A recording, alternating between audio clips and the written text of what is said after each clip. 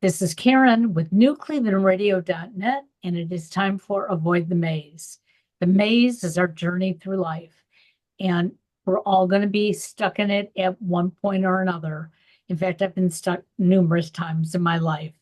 It really wasn't until about 14, 15 years ago that I realized, wait a second, why do I carry all these issues on my shoulders? There's got to be a way to lighten my burden.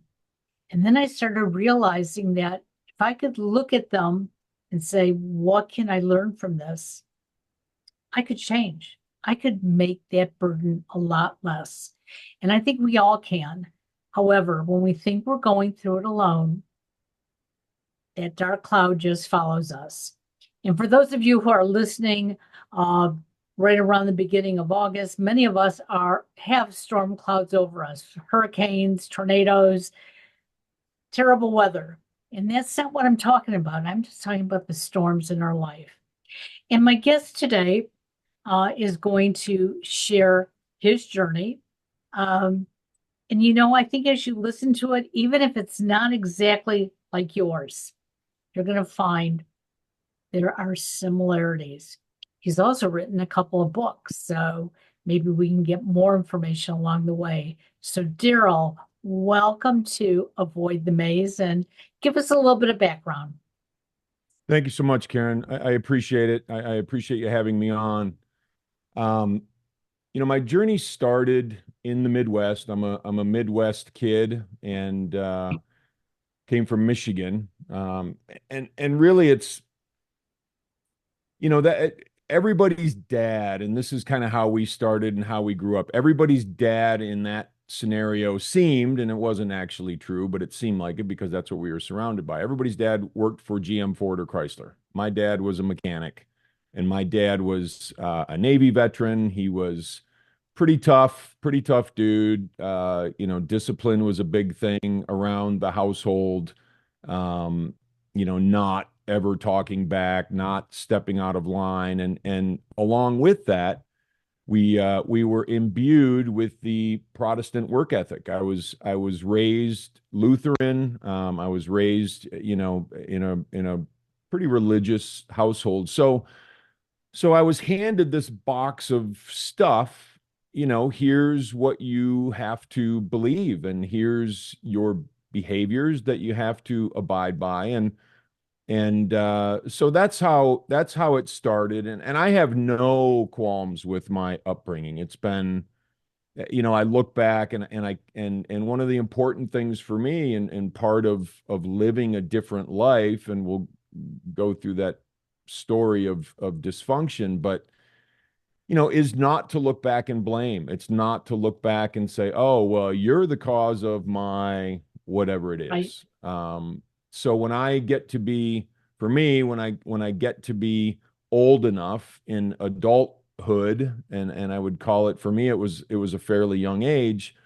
I have to start taking responsibility, and that's a crucial thing for me in my life, and a lot of what my books are about. So I got involved in drinking, it's so many people do at the age of 13, and nothing crazy, in terms of that story, but as I continued to go along in my teens, I got involved in drugs, I got involved in dealing some drugs, I got involved in just kind of a lifestyle that was completely the opposite of how I was raised. And so there's a friction there. There's a friction when we're doing things that we know aren't right, and there's a friction that shows up and it stays there, and it exacerbates itself as time goes sure. on.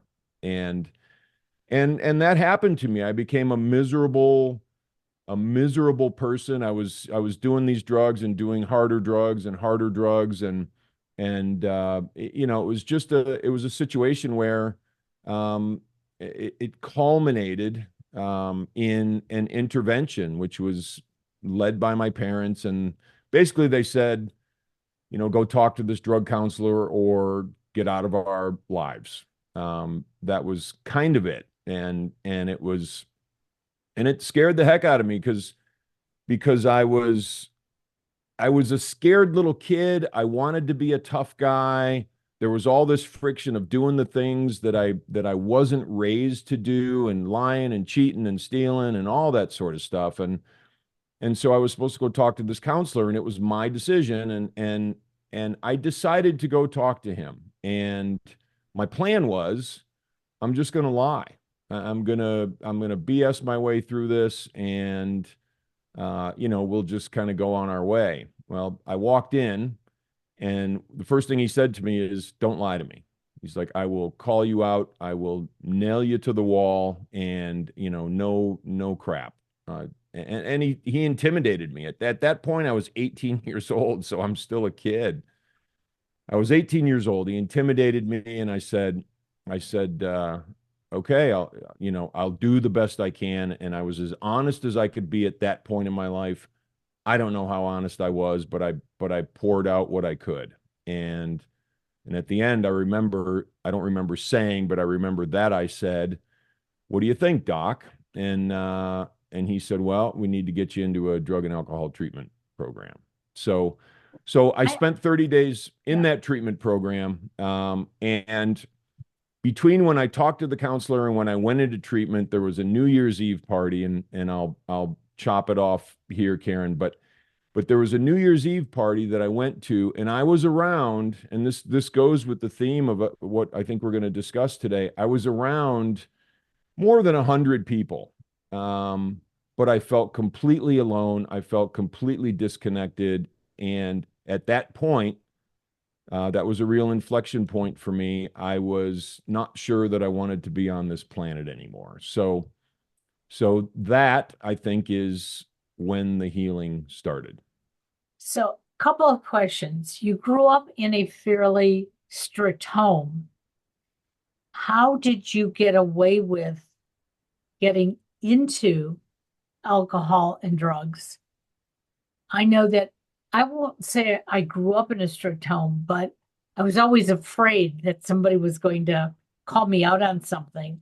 So I didn't try anything because it was like, they're going to, I'm not supposed to, I will get in trouble. But it sounds like with you, it was like, well, I'm going to try it because how bad can it be?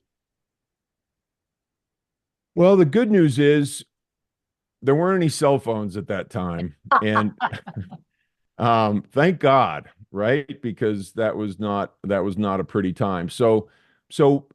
When I was the end of being 13, actually maybe just into 14, we moved out to the country. And so my parents, we didn't have a lot of money, that sort of thing. We weren't poor or anything, but we had to have powdered milk sometimes, and I watched my mom wash Ziploc bags, Yeah. like that sort of stuff. So there was, it wasn't there wasn't a lot of handouts at all. And so I bought myself this little crappy motorcycle, and I found some friends around that area who had them, and we would just go to the gravel pit and ride our motorcycles, and we started to drink, and we started to smoke pot. And as this escalated over time, and I was feeling the same way as you. I wanted to hide. I really wanted to hide, but on the other side, I was getting pulled in this other direction, and call it peer pressure, call it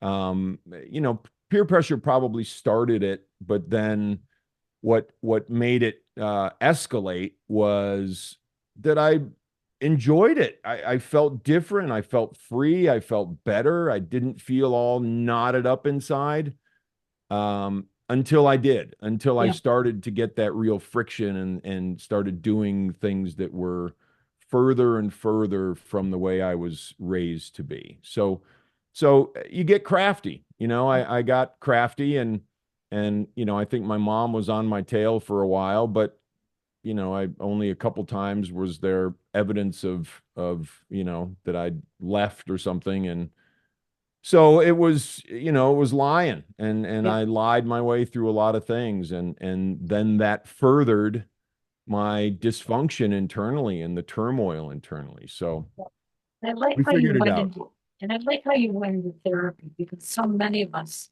do that. You go into therapy And in the back of her mind, it's this person's not going to help me. So I'm just going to lie my way through just to make sure that I'm doing what I'm supposed to do. But, I'm not going to listen. Um, my younger son happens to be on the autism spectrum. He started going to therapy when he was 6 years old. He figured out this immediately. I don't like what she's saying. He lied to therapists for years and years. Mm. Finally, one day, we were driving in the car and I said, Alex, you're not telling the truth.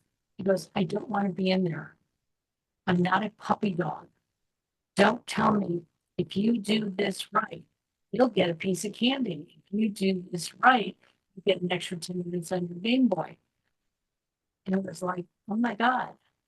I saw what we were doing and I started listening to what he needed.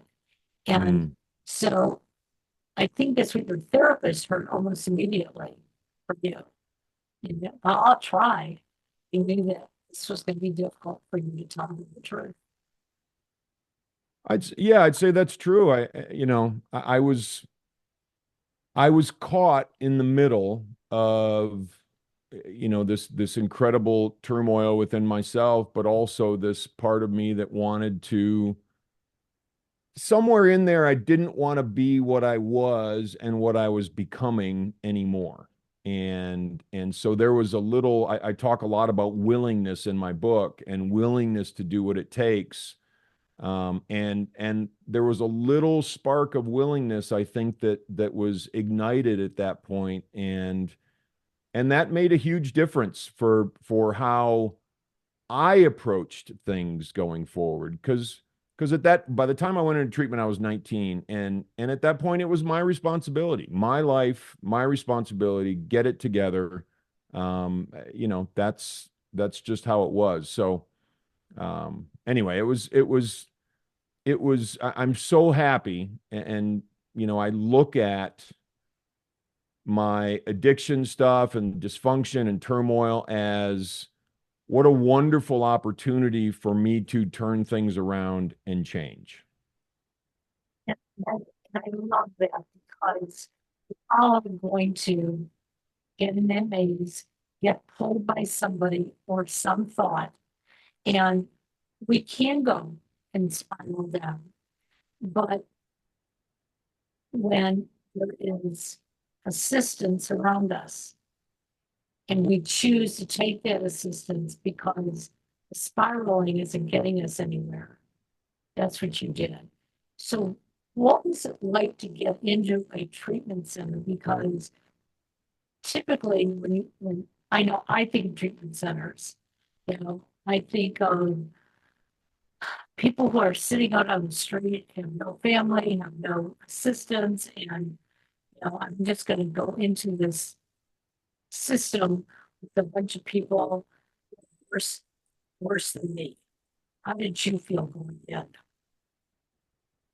At 19, and I was a freshly cut 19 because it was only a couple weeks after my 19th birthday. So I was the youngest person in the treatment center, and it was a hospital program. And so but I was in there with, I remember there being a fairly famous radio host around the area being in there, and I remember, there were kind of normal-ish people.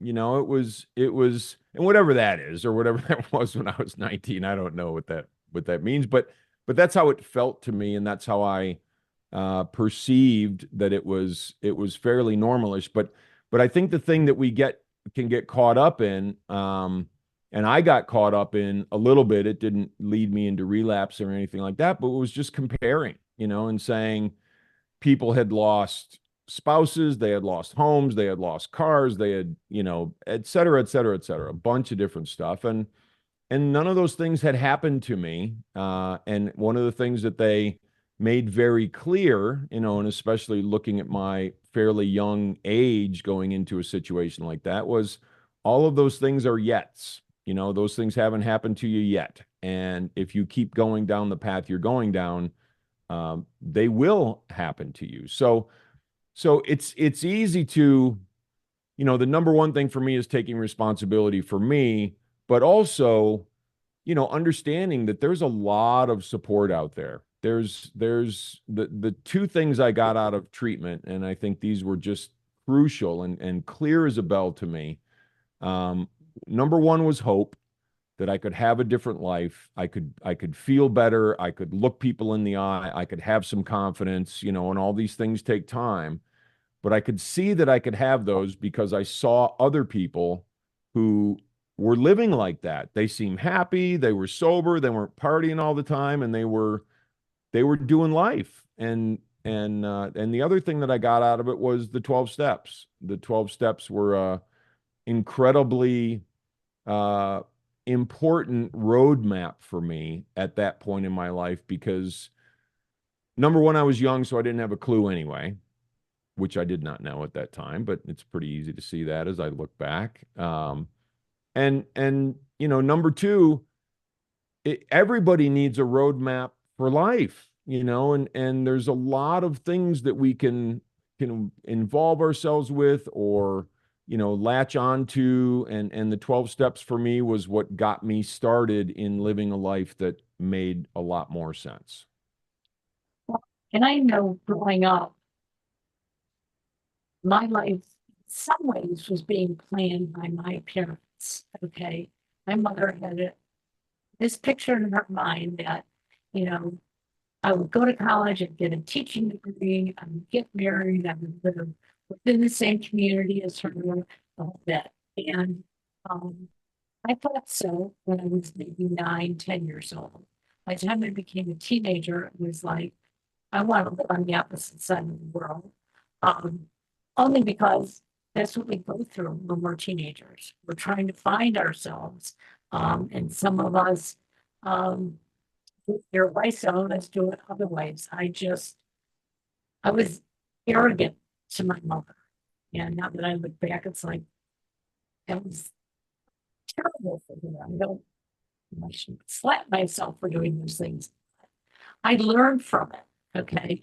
And I learned fairly quickly. But because there is no roadmap, I think that's sometimes what puts us in the wrong direction. Or the roadmap is being created by somebody else, and it just doesn't feel right for you. So, being brought up in a fairly strict home, with a religious background, did your parents have a plan for you at a young age that this is what Daryl's going to do when he's 14 and when he's 18 and when he's 40 and so on and so forth? I wouldn't say necessarily a plan. It wasn't really laid out like that. I believe I was born a rebel, and I still kind of am today. Honestly, I don't apply convention to my life. I try to live outside of that, and what resonates with me. So my mom always said, Daryl, I think you'd be a great doctor or preacher. Neither neither of those things happen. Um, Nobody in my family graduated from college, so it wasn't like, oh, you're going to go to college and this is what you're going to do, and you're going to, blah blah blah blah blah. Just it wasn't that. It was, well, maybe he'll go to college or, that sort of thing. So I ended up going to college, and after I went to college, I got a criminal justice degree, and I had no idea what to do with it, but I grew up in a very blue collar household, a very blue collar environment. My brother had been a cop, my grandfather was a cop, my other grandfather was a firefighter. So there was just it was an easy decision for me to make, not to have to figure out what's business, what's marketing, what's all that sort of thing. So I went to college, I got that degree, and then I decided to do carpentry again, which I had done some, over the years, even through school, that kind of thing. So I decided to be a framer. And one day my dad said, well, I can get you a job on the assembly line at GM. And I'm like, no, I'm good. I'm going to figure it out. And so there was a lot of time in my life that I spent pretty broke, and just, and nobody's coming to bail me out. There wasn't, it just, that wasn't part of it. So I had to figure that out, and that's what I started to do, to carve my own path. And honestly, it's been the best thing I've ever done. So you went to college like many of us did. You got a degree that you really didn't use, but you are using it in some ways today as you try to figure out how to maneuver your life, because a lot of the teachings in that degree program, you know, are psychological teachings. So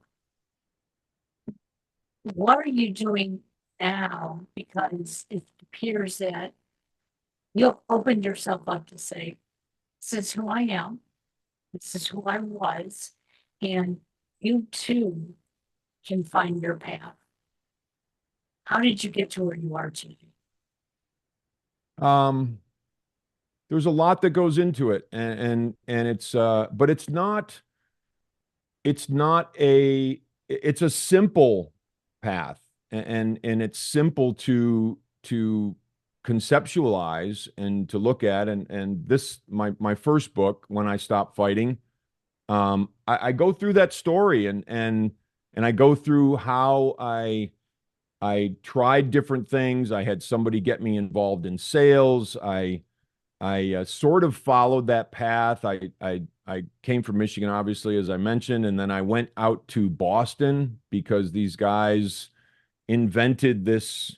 A friend of mine in college knew somebody who invented this virtual sound technology. So we were going to help people with stress management and smoking cessation, that sort of thing. That didn't pan out. Everybody decided to go back to Michigan. I decided to stay in Boston, where I spent, the next 25-ish years of my life. So life to me at this point is, and it was back then, but it was about trying. It was about trying new things. It was about, finding what works for me, finding what resonates with me in every area of my life. And that includes doing the right things for my body, which I think is important to explore, for my mind, so that I'm not just sort of bashed by the waves every day. I have to strengthen my mind, and there's a toughness, I think, that we develop by trying and by failing.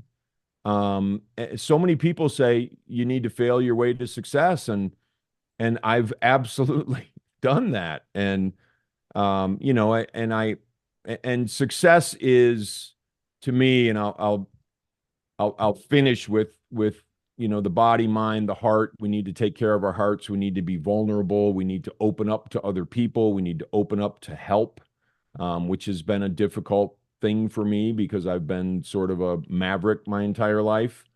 And for my soul, I need to, and this sometimes scares people, but it really is just, it's quieting myself, it's quieting my mind, it's not being in the mix all the time, and it's taking the time to go inward a little bit, that sort of thing. And so those are all simple concepts. I talk about all those things in my first book, actually, and I expand upon them in my second book. But um, I look at that as it is sort of a roadmap, and it's not a roadmap, because you see a lot of books out there.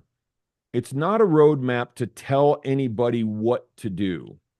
It's a roadmap to say, here's what I did, here's how my life went, here's where I messed up, here's where I started to put it back together, here's the things I did, here's the things I felt.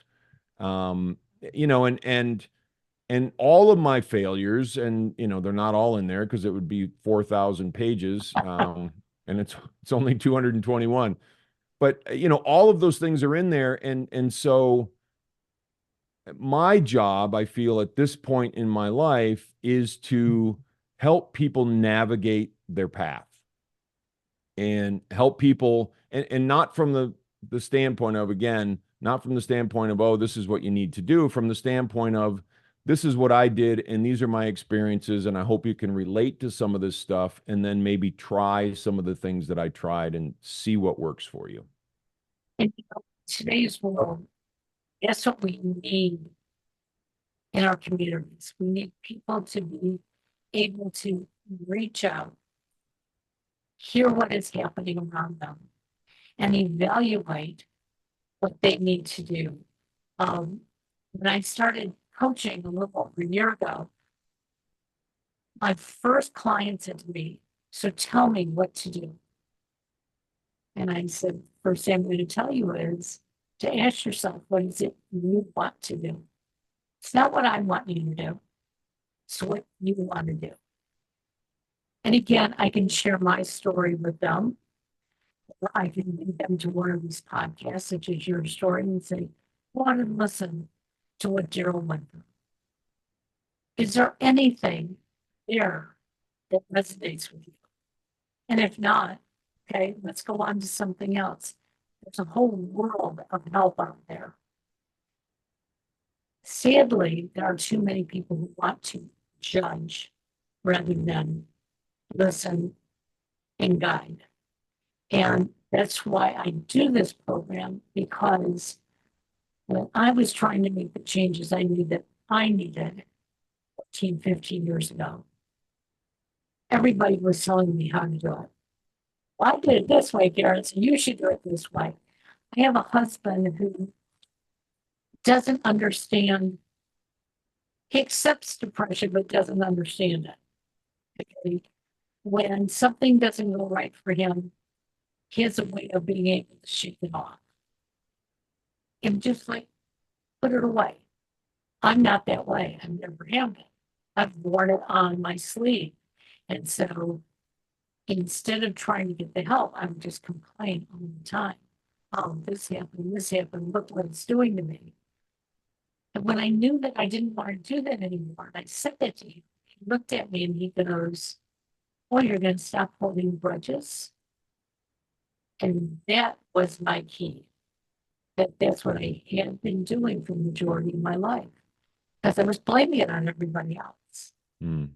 And so the reality of it is something may have influenced our behavior, but we chose to follow that path. They didn't make us go down that path. And so that's what I like about work and what you're doing, because it's like, hey, I'm not going to tell you how to do it, but I'm going to tell you there are ways to get them. Here's the toolbox. Go through it. 100%. You know, I agree 100%. And the thing for me to understand, I think that's crucial to understand sort of in this lifetime, and this is for me, is everybody is where they are. Everybody has the level of understanding that they have at any given time. And it's not like anyone is better than the other. It's just that's where we are. And that's okay to be where we are. And I think it's and I will caveat that if I am mired in my stuff and I'm just telling myself, well, it's okay to be where we are, that's not okay to not try, in my opinion. I feel like we have to try. We have to develop some willingness. We have to try to pull ourselves out from that quagmire but while also understanding that I'm not the one that, if anybody comes to me and says, "Daryl, I need help," and I'm willing to do what it takes, I will jump all over it and I will help them to the extent that I am capable. I am not going to reach out and try to pull people up that aren't willing and try to change people that don't want to change. And I've learned about 8,000 of those lessons in my life where I've tried it and it's pretty obvious it doesn't work. Um, so there's many sort of things that I think are important for us to understand, and one of those is everybody's at whatever level of understanding they are, and they've all got their path. And one of the reasons I wrote my books and is because even after I'm gone, and I've gotten some wonderful, feedback that I'm so grateful for, people that have been helped, but even after I'm gone, I'm no longer a body on this planet, that I can still help people and I can still leave something behind that can potentially help someone change their life if they're ready. Well, and I think we are all here for a reason. Some of us don't take the time to understand what that reason is. Just go through life doing one step after another and go sort of blindly. Um, I believe from a very young age, um, I think my mother sort of told me this that if you're nice to your brothers, they're going to be really nice to you when you get older. In fact, your brothers might introduce you to your future husband. Um, when your brothers need something, you should help them out. And so I became this people pleaser. And that was my MO. Anybody who needed help, I didn't even ask if they needed. I just went in and helped. And I didn't realize how burned out I was because I was helping everybody else. Nobody offered to help me, and I didn't know how to ask for help. And when this light bulb went on one day, it's like, can't help everybody. I'm exhausted. And who's going to be there for me one day? And I remember sitting my husband and my youngest son down, and I said, I can't do this anymore. And they both applauded me. They both sat there clapping their hands. They were so excited. But they thought I was happy doing what I was doing. Mm. And from that day forward, you know, there are some days that my husband would say, honey, I would like, you go, okay, look at it yourself. But for half of our marriage, if he would say that, I would jump up and I would do it. I finally learned about myself. And that is a tough lesson to learn. And I'm sure that's what you realize when you went through that. It's like, wow, who's this person? There's an aspect of living that I've come to realize that I am not good for the world or for anybody else until and unless I'm good for myself. And until I've developed some peace and some contentment and and life takes experience. It really does. So, if I've been fortunate enough to develop some wisdom through some of the experiences that I've had so that I can share those and try to help other people and the lessons that I've learned and that sort of thing, that's where we accomplish something important, I believe, in this lifetime is we have to, and there's a quote that I love. Most people know the quote of "To thine own self be true," Right. but there's a follow-up to that, and to finish the quote goes, "To thine own self be true," or the first part is, "And this above all, to thine own self be true, and it must follow as the night the day, thou canst not then be false to any man." So if I'm being true to me, I'm automatically being true to you because I can't go off my path and still be true to you. So if I'm staying with what I know is right, what I know is the proper thing to do for me and my world and my life, I'm being true to you. And and that basically tells me that if I improve myself and I focus on making a better Daryl, um, I'm doing something good for other people because in just a simple example, if I'm all caught up in my stuff and in my head and oh man, life is so difficult and things are so tough and all that sort of stuff, I'm probably going to miss the opportunity to interact with the person who's checking me out at the grocery store or smile at the person on the sidewalk or help somebody that needs help across the street. I'll miss all those things because I'm wrapped up in myself. And if I can unwrap myself from me I'm in a much better position to be better to the world. And the little things are what makes the world better. It's one person at a time, it's one interaction at a time. That to me is how it works. And that's how I try to live my life and have for some time now. So you have a book out there already. You have another book you said that's coming out soon. So what's the difference between the two books? So the first book is, and I put this up, it's called When I Stop Fighting: The Unexpected Joy of Getting My Head Out of My You Know What. I'm not, I don't know if I'm allowed to say it. So Well, it's internet. the unexpected joy of getting my head out of my ass. And that's my story. It's the things that I did, it's the things that I failed at, some things that I had some success at. It's just my story, sort of soup to nuts. Here's Daryl, and with the intent of helping people, recognize maybe some things that they could relate to. And the second book, which comes out on October 15th, is called When You Stop Fighting: The Road You're On Is Your Own Asphalt. I love that. Thank you. And that book is about that. First one's about my story. Second one's about your story. It's about trajectory. It's about where we're headed. It's about taking a look at, hey, if I'm doing what I'm doing now, 5 years from now, what's that going to do for my life? And some ways that maybe we get off track, some ways to get back on track. And the theme of the book is not that we're ever going to get there, but it's really important for us to aim toward true north to the best of our ability. And if we can do that, and this book helps sort of lay out the path. And again, it's a lot of my experiences, different from book one, but if we can head toward true north to the best of our ability, there's a very real possibility that we're going to have a life that we love. I, that is absolutely wonderful. And it's the theme that I've been living on for the last, like I said, 14 to 15 years.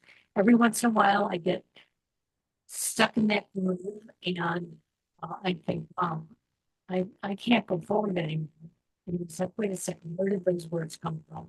I don't want to use the words I can't. Um, and I change. Yesterday would happen to be one of those days. My son had been in town for 4 days visiting. It was a whirlwind weekend with him. And everything changed not because we wanted it to, Mother Nature made a change.